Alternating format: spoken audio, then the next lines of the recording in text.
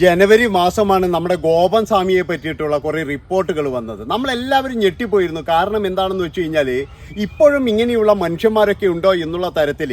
അപ്പോൾ ജനുവരി മുതൽ എന്ന് പറഞ്ഞാൽ നമുക്ക് എല്ലാവരും എന്ന് പറഞ്ഞാൽ ഓരോ ദിവസവും ആകാംക്ഷയോടുകൂടിയിട്ട് നമ്മളിങ്ങനെ കാത്തിരിക്കലായിരുന്നു. എന്താണ് ഗോപൻ സ്വാമിക്ക് സംഭവിച്ചത്? അയാളുടെ സമാധിയാണോ അല്ലെങ്കിൽ വേറെ എന്തെങ്കിലും ചെയ്തതാണോ? അപ്പോൾ ഇതിന് കൃത്യമായിട്ട് അതായത് ഈ ഒരു സംഭവത്തിൽ ഒരു യേശുദാസ് എന്ന് പറയുന്ന ഒരാൾ, അയാൾ അയൽവാസിയാണ്, അയാളുടെ സംശയമാണ് പിന്നീട് എന്ന് പറഞ്ഞു കഴിഞ്ഞാൽ ഇയാളുടെ മൃതദേഹം പുറത്തെടുത്തതും അതുപോലെ തന്നെ പോസ്റ്റ്മോർട്ടം നടത്തിയതും പിന്നീട് അത് രണ്ടാമത് എന്ന് പറഞ്ഞാൽ കുഴിച്ചിട്ടതും ഇതൊക്കെ എന്ന് പറഞ്ഞു കഴിഞ്ഞാൽ ഇയാളുടെ അതായത് യേശുദാസൻ എന്ന് പറയുന്ന ഒരാൾ കാരണമാണ്. അപ്പോഴൊക്കെ എന്ന് പറഞ്ഞു കഴിഞ്ഞാൽ ഇയാളുടെ മക്കൾ, ഈ ഗോപൻ സ്വാമിയുടെ മക്കൾ പറയുന്നുണ്ട് യേശുദാസൻ അസൂയാണ്, ഞങ്ങളോട് അസൂയാണ്, ഞങ്ങൾ നന്നാകുന്നത് കണ്ടുകൂടാ, അതുകൊണ്ടുള്ള അസൂയാണ്. പക്ഷേ നമ്മൾക്കാർക്കും അങ്ങനെ തോന്നിയിട്ടില്ല. കാരണം എന്താണെന്ന് വെച്ചാൽ ഇത് ഒരു നാട്ടുകാരനായ ഒരാളൊരു സംശയം പറഞ്ഞു. അതായത് ഗോപൻ സ്വാമി എന്ന് പറയുന്നയാൾ കിടപ്പിലായിരുന്നു, അയാൾ എങ്ങനെയാണ് പോയിട്ട് സമാധിയാകുന്നത്? അമ്മച്ചിമാർ എന്താ പറഞ്ഞത്? ഇയാൾ രാവിലെ ഭക്ഷണമൊക്കെ കഴിച്ചതിന് ശേഷം പോയിട്ട് ഞാൻ സമാധിയാവോന്നേ, ടാറ്റാ ബൈ ബൈ എന്ന് പറഞ്ഞിട്ടാ പോയിന്നാണ് പറയുന്നത്. പക്ഷേ പിന്നീട് എന്ന് പറഞ്ഞാൽ മനസ്സിലായി ഇയാൾ കിടപ്പിൽ തന്നെ മരിച്ചു പോയതാണ്. ഇവരെല്ലാവരും കൂടി അത് സമാധിയാക്കുകയും ചെയ്തു. അവിടെ ഒരു അമ്പലവും കാര്യങ്ങളൊക്കെ ഉണ്ടാക്കി കഴിഞ്ഞാൽ ഇച്ചിരി വരുമാനവും കാര്യങ്ങളൊക്കെ ഉണ്ടാകും. അത് പ്രതീക്ഷിച്ചിട്ട് തന്നെയാണ് ഇവർ ഇമാതിരി പരിപാടിയൊക്കെ ചെയ്തത്. അപ്പോൾ ഞാൻ ഇപ്പോഴിത് പറയാനുള്ള കാരണം എന്താണെന്ന് വെച്ചാൽ നമ്മുടെ യേശുദാസൻ ഇപ്പോഴും വന്നിട്ടുണ്ട്. യേശുദാസൻ ഇപ്പോഴും വന്നിട്ട് പറയുന്നത് എന്താണെന്ന് വെച്ച് കഴിഞ്ഞാൽ ഇത് ക്ഷേത്രമാണ്, ഇത് ഞങ്ങളുടെ നാട്ടിലെ ക്ഷേത്രമാണ്, ഇനി ഞങ്ങൾക്കിത് കുറച്ച് പിരിവൊക്കെ നടത്തിയിട്ട് ഒന്ന് ഉഷാറാക്കി എടുക്കണം. അതായത് ഇതിൻ്റെ വൈസ് പ്രസിഡന്റ് ഞാനാണ് എന്നാണ് പറയുന്നത്. അപ്പോൾ പ്രസിഡന്റ് ആരാ? പ്രസിഡന്റ് മക്കളാണ്, ഗോപൻ സ്വാമിയുടെ സെക്രട്ടറി മക്കളാണ്, ട്രഷറി മക്കളാണ്. എനിക്ക് ഒരു വൈസ് പ്രസിഡന്റ് സ്ഥാനം മാത്രം തന്നിട്ടുണ്ട്, ഞാൻ അതിൽ തൃപ്തനാണ് എന്നാണ് നമ്മുടെ യേശുദാസ് മുതലാളി പറയുന്നത്. അപ്പോൾ സംഭവം എന്താണെന്ന് വെച്ച് കഴിഞ്ഞാൽ ഇപ്പോഴും വരുമാനം കൊണ്ടുവരാനുള്ള കാര്യമാണ് അവർ നോക്കുന്നത്.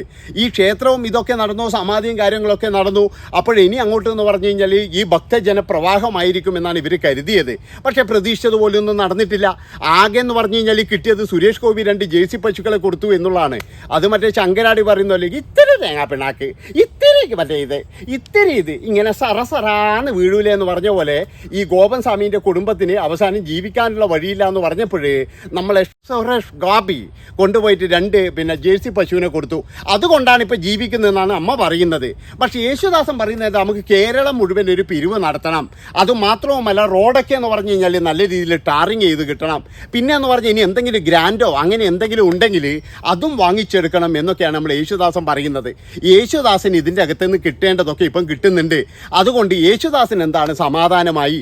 അപ്പോൾ ഈ റിപ്പോർട്ടർ യേശുദാസനോട് ചോദിച്ചു, താങ്കളല്ലേ എന്ന് പറഞ്ഞത് ഇത് തട്ടിപ്പാണെന്ന്, അതുപോലെ തന്നെ എന്ന് പറഞ്ഞാൽ ഇത് ഇയാൾ കിടത്തത്തിലാണ്, പിന്നെ എന്ന് പറഞ്ഞാൽ ഇയാൾ ഒരു ഗുണ്ടയാണ് എന്നൊക്കെയല്ലേ താങ്കൾ എന്ന് പറഞ്ഞത് എന്ന് ചോദിച്ചപ്പോഴേ നമ്മുടെ യേശുദാസൻ നടിക്കുകയാണ്. അതായത് അന്ന് പറഞ്ഞത് അന്നത്തെ സ്ഥിതി, ആ സാഹചര്യം മാറിയില്ലേ? ആ സാഹചര്യം മാറിക്കഴിഞ്ഞാൽ നമ്മളിപ്പോഴും നമ്മൾ മാറി. അപ്പോൾ ഒന്നുപോലും എന്ന് പറഞ്ഞ് നാണിച്ചു പോകുന്നേ എനിക്ക് പറയാനുള്ളൂ. എൻ്റെ പൊന്ന് യേശുദാസ, എടോ നാണോ മാനോ ഉളുപ്പും തനിക്കുണ്ടോ? അതാണ് എനിക്ക് ചോദിക്കാനുള്ളത്. നക്കാപ്പിച്ച പൈസക്ക് വേണ്ടിയിട്ട് താൻ അന്ന് കളിച്ച നാടകം ഈ കേരളക്കര മുഴുവൻ കണ്ടതാണ്. എന്നിട്ടിപ്പോഴും താൻ തന്നെ പറയുകയാണ്, അതായത് എനിക്ക് അത് അന്ന് പറഞ്ഞത് വേറെയാണ്, ഇന്ന് പറഞ്ഞത് വേറെയാണ് എന്ന് പറഞ്ഞിട്ട് ഉരുണ്ട് കളിക്കാൻ തനിക്ക് നാണമുണ്ടോയെന്ന് എനിക്ക് ചോദിക്കാനുള്ളൂ. അത്രയും നാണം കെട്ട പരിപാടിയാണ് യേശുദാസൻ ചെയ്തിരിക്കുന്നത്. ഇപ്പോൾ ഗോപസ്വാമിയുടെ കുടുംബത്തെക്കാട്ടിയും വലിയ നാണം കെട്ട പരിപാടിയാണ് ഈ മനുഷ്യൻ ചെയ്തിരിക്കുന്നത്. അതുകൊണ്ട് എനിക്ക് പ്രിയപ്പെട്ട ജനങ്ങളോട് പറയാനുള്ളത്, ഇവന് വേണ്ടിയിട്ട് നിങ്ങൾ 10 പൈസ പിരിവ് കൊടുക്കാൻ പാടില്ല. അവിടെയുള്ള നാട്ടുകാരോടാണ് പറയുന്നത്. അങ്ങനെ ഈ അമ്പലത്തിൻ്റെയും മറ്റതിൻ്റെയും പേര് പറഞ്ഞിട്ട് പാവപ്പെട്ട ജനങ്ങളെ പിഴിയാൻ വേണ്ടിയിട്ട് കുറേ വിഭാഗമുണ്ട് ഇവിടെ. അതുകൊണ്ടാണ് ഞാൻ പറയുന്നത്, ഇവിടെ അല്ലെങ്കിൽ തന്നെ എന്ന് പറഞ്ഞാൽ എവിടെ തിരിഞ്ഞു നോക്കിക്കഴിഞ്ഞാലും ആരാധനാലയങ്ങളാണ്. എവിടെയെങ്കിലും ഒരു സ്ഥലമുണ്ടെങ്കിൽ അവിടെ അപ്പോൾ തന്നെ എന്ന് പറഞ്ഞു കഴിഞ്ഞാൽ അവിടെ ആരാധനാലയം വരും.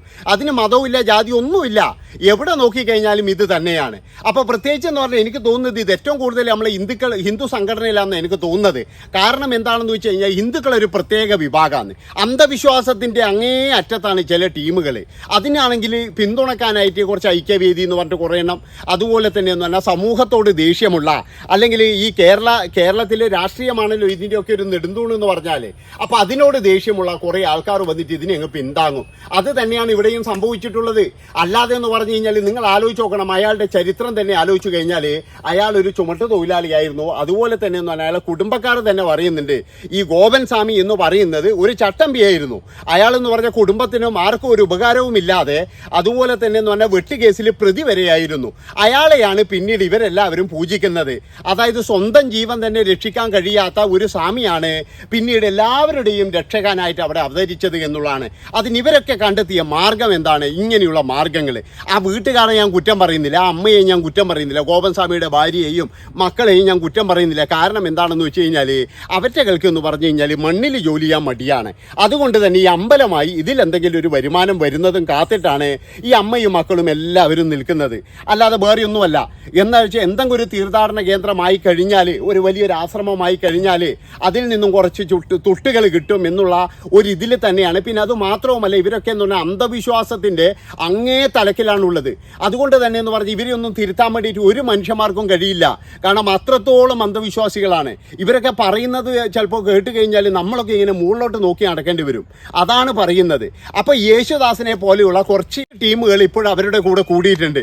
അതെന്തിനാണെന്ന് വെച്ച് കഴിഞ്ഞാൽ പിരിവിന് വേണ്ടിയിട്ടാണ്. നാട്ടുകാരെടുക്കുന്ന പിരിവ്.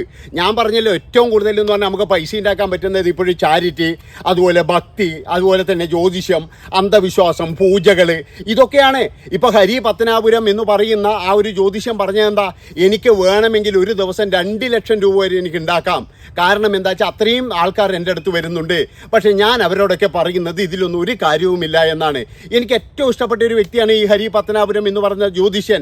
മറ്റു പല ജ്യോതിഷന്മാർ എന്ന് പറഞ്ഞു കഴിഞ്ഞാൽ ഇവിടെ അന്ധവിശ്വാസവും അതുപോലെ തന്നെ പൂജയും കാര്യങ്ങളും അവരാണെങ്കിലും എന്ന് പറഞ്ഞാൽ നല്ല രീതിയിൽ സമ്പാദിക്കുന്നുണ്ട്.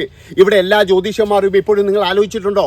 പണ്ടൊക്കെ എന്ന് പറഞ്ഞു കഴിഞ്ഞാൽ ഇവർ ഷർട്ട് പോലും ഇടാണ്ട് നടന്ന ചില ജ്യോതിഷന്മാർ ഇന്ന് അവരൊക്കെ എന്ന് പറഞ്ഞാൽ വലിയ വലിയ കാറുകളിലാണ് പോകുന്നത്. അവരെല്ലാവരും പൈസ ഉണ്ടാക്കാൻ പഠിച്ചു. പണ്ടൊക്കെ എന്ന് പറഞ്ഞാൽ ദക്ഷിണ മാത്രമേ വേണ്ടൂ. ഇപ്പം അങ്ങനെയല്ല. ഇപ്പം ആദ്യം തന്നെ ദക്ഷിണ പറയുകയാണ്. ഒരു പൂജ 50,000. ഈ പൂജ എന്ന് പറഞ്ഞു കഴിഞ്ഞാൽ ആർക്ക് കൊടുക്കണം? അതായത് ഏതെങ്കിലും ഒരുത്തിന് ഇവരറിയുന്ന ഒരാൾക്ക് കൊടുക്കണം. പിന്നെ അവിടെ നിന്നും കമ്മീഷനാണ്. ഈ പൂജ ചെയ്യാൻ വരുന്നവൻ എങ്ങനെയാണ് പൂജ ചെയ്യുന്നത്? പണ്ടൊക്കെ എന്ന് പറഞ്ഞു കഴിഞ്ഞാൽ നമ്മൾ മന്ത്രം ചെല്ലുന്നത് കണ്ടിട്ടുണ്ട്. പക്ഷേ ഇപ്പോഴെങ്ങനെയാണ്? ഞാൻ ഇതിനിടയ്ക്ക് ഒരു പൂജ കണ്ടു. അതായത് ആ കുടുംബത്തിലെ ദോഷം മാറ്റാൻ വേണ്ടിയിട്ടുള്ള പൂജയാണ്. ആ സുഹൃത്ത് എന്നോട് പറഞ്ഞു നാളെ പൂജയുണ്ട്, ഒന്ന് വരണം എന്ന് പറഞ്ഞു. അങ്ങനെ ഞാൻ പോയായിരുന്നു. ഞാൻ പോയി നോക്കുമ്പോൾ എന്താ സംഭവം എന്നറിയാം. പൂജാരി ഉണ്ട്. പൂജാരി ഇങ്ങനെയുണ്ട്, ഇടയ്ക്കിടയ്ക്ക് ഇങ്ങനെ തോണ്ടുന്നുണ്ട്. അപ്പോൾ ഇതെനിക്ക് മനസ്സിലാകുന്നില്ല എന്താ സംഭവം എന്ന്. അപ്പോൾ ഞാൻ അവനോട് ചോദിച്ചു, 1001 മന്ത്രം ചെല്ലണം എന്നാണ് അവൻ പറയുന്നത്. ഏതായാലും ഇത്രയും ഭയങ്കരമായിട്ടുള്ള പൂജാരി, ഇവർക്ക് അത്രയും കഴിവുണ്ടോ എന്നൊക്കെ ഞാനിങ്ങനെ നോക്കിയിരുന്നു. ഏതായാലും നോക്കിയിരിക്കുമ്പോഴാണ് ഇങ്ങനെ തോണ്ടുന്നത്. നോക്കുമ്പോൾ എന്താണെന്നറിയാം, ഒരു ഐപാഡ് അവിടെ വെച്ചിട്ടുണ്ട്. അതിങ്ങനെ തോണ്ടിയിട്ട് അതിൻ്റെ അകത്ത് നോക്കിയിട്ടാണ് ഈ മന്ത്രം ചെല്ലുന്നത്. ഇപ്പോഴേ പുരോഗമിച്ചു. അതായത് പണ്ടത്തെ പോലെ എന്ന് പറഞ്ഞു കഴിഞ്ഞാൽ ഈ മന്ത്രമൊന്നും ആർക്കും കാണാണ്ട് പഠിക്കണ്ട. അതൊക്കെ എന്ന് പറഞ്ഞാൽ കൃത്യമായിട്ട് എന്ന് പറഞ്ഞാൽ നമ്മുടെ മുന്നിൽ കമ്പ്യൂട്ടറിൽ എത്തും എന്നുള്ളതാണ്. അപ്പോൾ അങ്ങനെയുള്ള പൂജകളും കാര്യങ്ങളും അതുപോലെ നമ്മുടെ പൈസയെല്ലാം പറ്റിക്കുകയാണ്. ഇതിന് കുറേ ആൾക്കാർ ഇങ്ങനെ നിന്നു കൊടുക്കുന്നു. അവരുടെ കുടുംബമാണെങ്കിൽ പിന്നീട് കുട്ടിച്ചോറാവുകയാണ് ചെയ്യുന്നത്. ഈ അന്ധവിശ്വാസത്തിൻ്റെ ഒരു അപകടം എന്ന് പറഞ്ഞു കഴിഞ്ഞാൽ ചിലപ്പോഴെന്ന് പറഞ്ഞ് ഞാൻ പറഞ്ഞല്ലോ, ഇവർ ചില സമയത്തൊക്കെ എന്ന് പറഞ്ഞാൽ ഈ ബലിക്ക്, അതായത് നരബലി വരെ നടത്തുമെന്നുള്ളതാണ്. അങ്ങനെയുള്ള ആൾക്കാരൊക്കെ ഉണ്ട്. അതായത് നമുക്ക് എന്തെങ്കിലും ഒരു സമ്പത്ത് വേണമെന്നുണ്ടെങ്കിൽ, അല്ലെങ്കിൽ എന്തെങ്കിലും ഒരു നിധി കിട്ടുമെന്നുണ്ടെങ്കിൽ അന്ധവിശ്വാസിയായി പോയി കഴിഞ്ഞാൽ പിന്നെ ആ കുടുംബം മുടിഞ്ഞ് തകർന്ന് തരിപ്പണമായി. ഇപ്പോഴേ നമ്മൾ കുറച്ച് നാൾ മുമ്പ് ഇടുക്കിയിൽ കണ്ട ഒരു സംഭവമാണ്. അവിടെ എന്ന് പറഞ്ഞു കഴിഞ്ഞാൽ നിധി കിട്ടുമെന്ന് പറഞ്ഞിട്ട് ഒരു കുടുംബനാഥനെയും അദ്ദേഹത്തിൻ്റെ മകനെയും ഭാര്യയെയും മകളെയും എല്ലാം, ഭാര്യയെയും മകളെയും മാനഭംഗപ്പെടുത്തുകൂടി ചെയ്തിട്ടുണ്ട്. അങ്ങനെയാണ് അവരെ കൊല ചെയ്യപ്പെട്ടത്.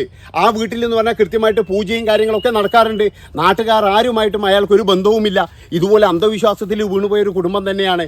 അതുകൊണ്ട് ഞാൻ പറയുന്നത് എന്താണെന്ന് വെച്ച് കഴിഞ്ഞാൽ, ഗോപൻ സ്വാമി ഏതായാലും സമാധിയായി. ഇനിയിപ്പോഴും മക്കൾ വന്നിട്ട് പിരിവ് ചോദിക്കും. അതൊരു വലിയൊരു ആരാധനാലയമാക്കണം. അതാണ് യേശുദാസിനെ പോലെയുള്ള ആൾക്കാരുടെ ഒരു ആഗ്രഹവും. അതുകൊണ്ട് ഞാൻ പറയുകയാണ്, ഇതുപോലെയുള്ള യേശുദാസന്മാർക്ക് 1 രൂപ പോലും നിങ്ങൾ കൊടുത്തു പോകരുത്. അതായത് നിങ്ങളുടെ പൈസ നിങ്ങളുടെ മക്കൾക്ക് വേണ്ടിയിട്ടുള്ളതാണ്. അല്ലാതെ എന്ന് പറഞ്ഞാൽ യേശുദാസിനെ പോലെയുള്ള ഇതുപോലെ വാക്കിന് വിലയില്ലാത്ത ഒരുത്തന് വേണ്ടിയിട്ട് കൊടുക്കാനുള്ളതല്ല. അവൻ അന്ന് പറഞ്ഞത് ഗോപൻ സ്വാമി കള്ളനാണ്, അല്ലെങ്കിൽ ഇതുപോലെ ഇങ്ങനെയുള്ളവനാണ് എന്നൊക്കെ പറഞ്ഞ ഈ യേശുദാസൻ ഇന്ന് പറയുകയാണ് ഗോപൻ സ്വാമി ഭയങ്കര സംഭവമാണ്. അന്ന് ഞാൻ പറഞ്ഞു പോയതാണ്. അതൊക്കെ അന്ന് തീർന്നില്ലേ? ഇന്നിപ്പോൾ സാഹചര്യം മാറിയില്ലേ എന്ന്. അപ്പോൾ ഇത്രയും പറഞ്ഞുകൊണ്ട് ഈ ഒരു വീഡിയോ ഇവിടെ വെച്ച് വൈൻഡപ്പ് ചെയ്യാണ്. 6 മാസം കഴിഞ്ഞതിന് ശേഷം നമ്മുടെ ഗോപൻ സ്വാമിയുടെ അവസ്ഥ ഇതാണ്. നന്ദി, നമസ്കാരം.